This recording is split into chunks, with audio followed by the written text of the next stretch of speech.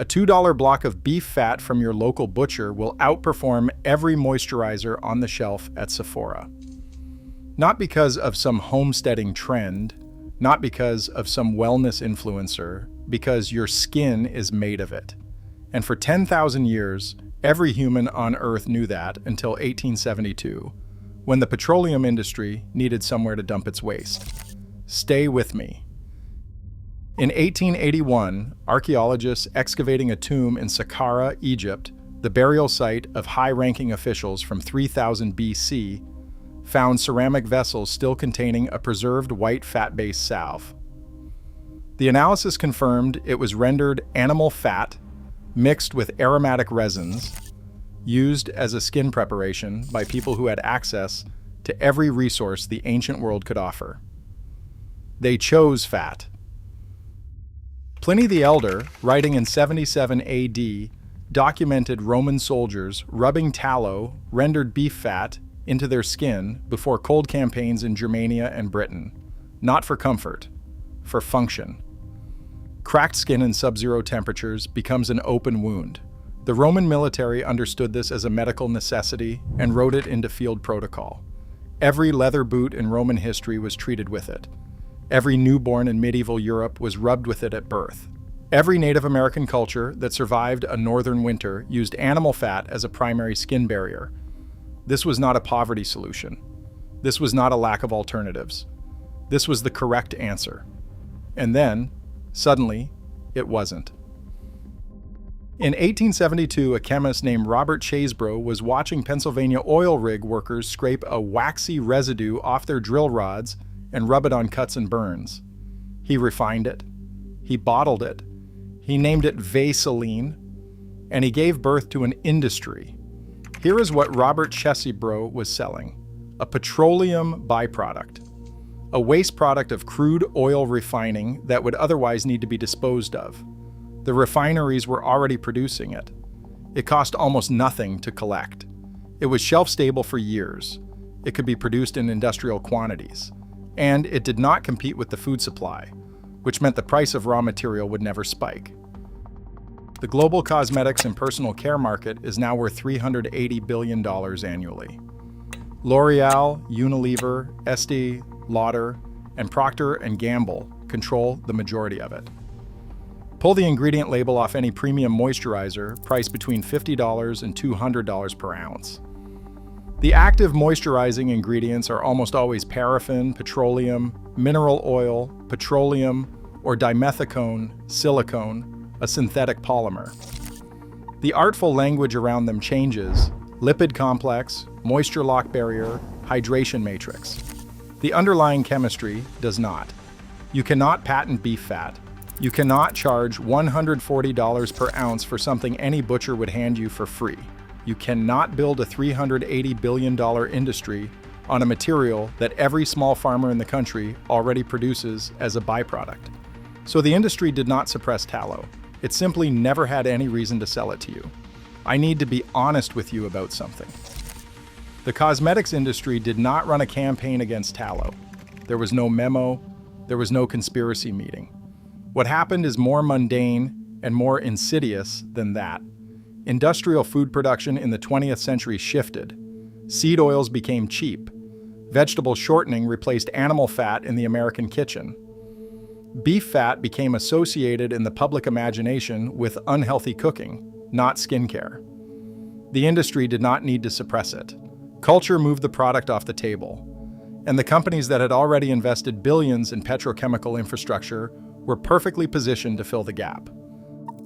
The FDA does not require cosmetics companies to disclose that their emollient complex is a petroleum derivative. The marketing copy does the rest. Here is the part they never discuss in any glossy campaign.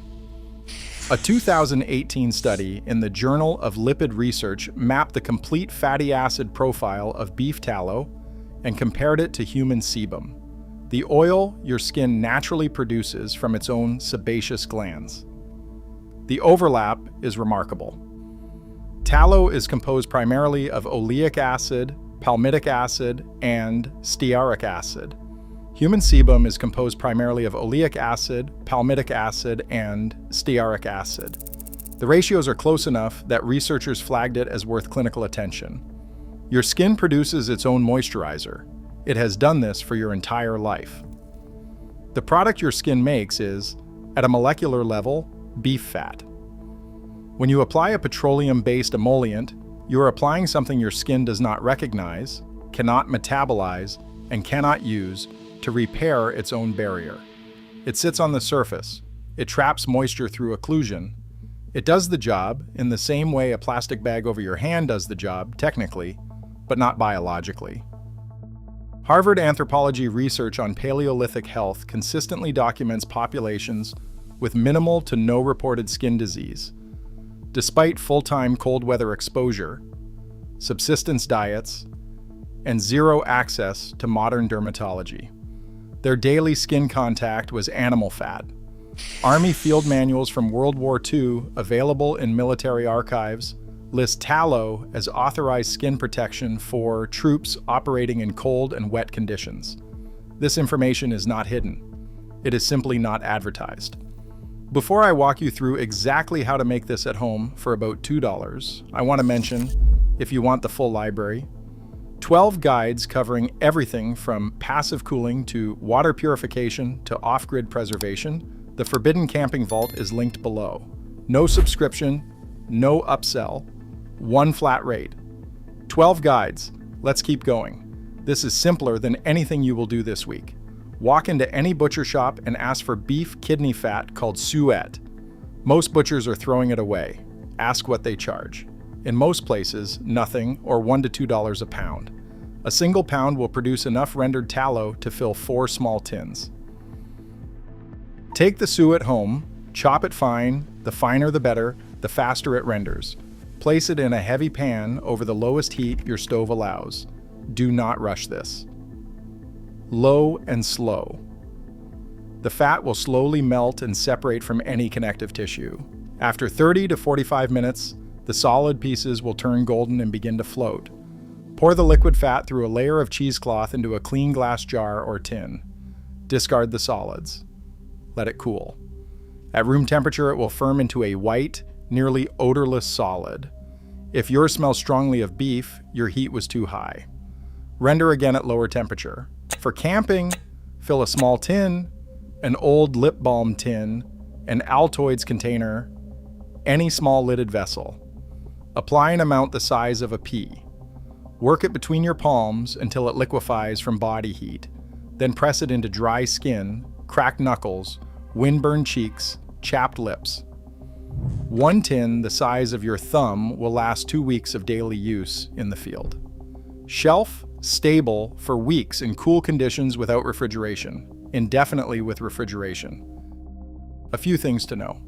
Tallow rendered from grass-fed beef has a different fatty acid profile than grain-fed, and users in homesteading communities report better cosmetic results from grass-fed sources, though the clinical comparison has not been formally studied. If you render at too high heat, you will get a beef smell that some people find unpleasant.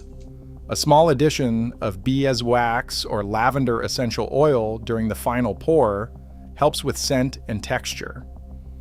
Tallow is not suitable for anyone with a specific allergy to beef proteins, though this is rare.